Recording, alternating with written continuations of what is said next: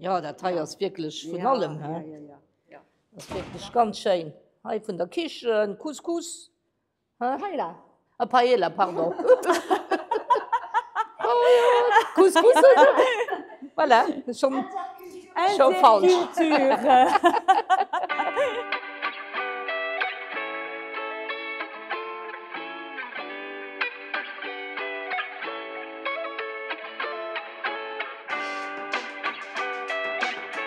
C'est donnant-donnant. C'est une relation donnant-donnant.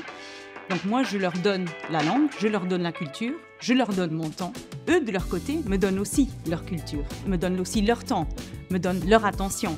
Donc c'est vraiment très gratifiant et c'est très motivant pour nous d'apprendre une langue à quelqu'un quand la personne est vraiment motivée et elle fait des efforts et elle arrive à faire une phrase. Elle sait lire un texte et elle sait le comprendre et elle commence à comprendre quelles sont les habitudes de cette culture.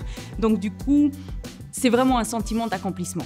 On sort d'ici autant que bénévole et on se dit j'ai donné quelque chose, mais j'ai surtout pris aussi quelque chose. J'ai aussi appris quelque chose avec ces personnes-là.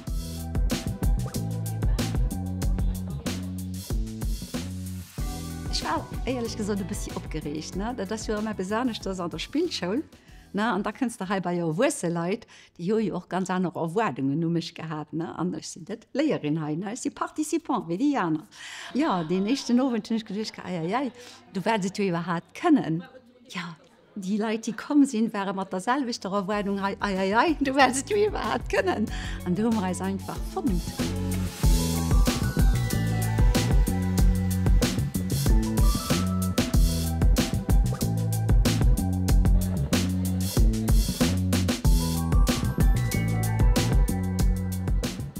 Ich bin Alex, ich habe schon Portugiesisch gelernt, ein bisschen, aber ich kann nicht richtig schwätzen, weil ich keinen Kontakt habe zu Leuten, die Portugiesisch schwätzen mit mir. Und dafür komme ich schon an den Café de Langue. Ich bin Kopo, ich bin 44 Jahre alt. Und heute bin ich am Sprachcafé um 10 Lutzeburg.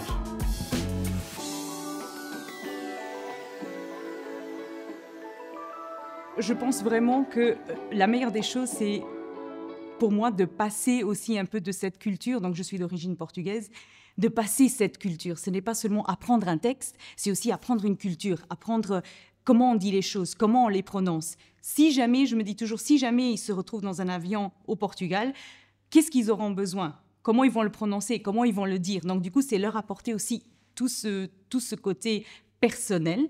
Et donc, du coup, un des meilleurs moments, c'est effectivement le partage, de donner nous-mêmes nos exemples et qu'eux, ils puissent aussi faire quelque chose avec ça et faire leurs propres expériences, donc, du coup, dans cette langue.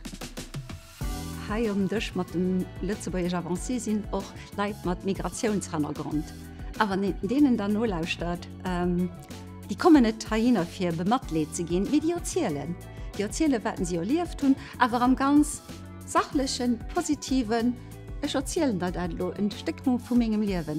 Das ist das, wo ich mir am nächsten denke, wow. Der schönste Moment am Café de Langue, das ist, wenn ich die Frau Gesichter gesehen auf all den Dächern, wo ich wirklich spüren, hier ist richtig lebt inner die Leute und lernt den anderen kennen. Und ich muss auch so, ich habe noch immens ganz benevol Leute, also und das mischt auch sehr aus. Einfach stellt auf hier ein Bistro, ne? Ich meine, hier zu Lützeburg, der Stammbistro, nicht die Schickimicki-Bistro, ne? Der Stammbistro, ne? Wo die Leute sich einfach hinstellen und wissen, wenn ich da hinkomme, ich beginne sicher irgendwen, den ich kenne. Hier ist es so. Ich komme hier hin, aber wenn ich schon nicht direkt kenne, lerne ich sie kennen. Und durch das Kennenlernen denke ich, die nächste kommt nicht rein. Non seulement on apprend une nouvelle langue, on côtoie des autres gens, on connaît d'autres personnes, on est dans le social, c'est très important le social. On ne s'en rend pas compte, mais certaines personnes qui viennent sont parfois isolées, n'ont pas beaucoup d'échanges avec d'autres personnes de la commune, du pays. Et donc c'est important d'avoir ici le lien social, le lien personne-personne. Et donc du coup, venez au Café des Langues.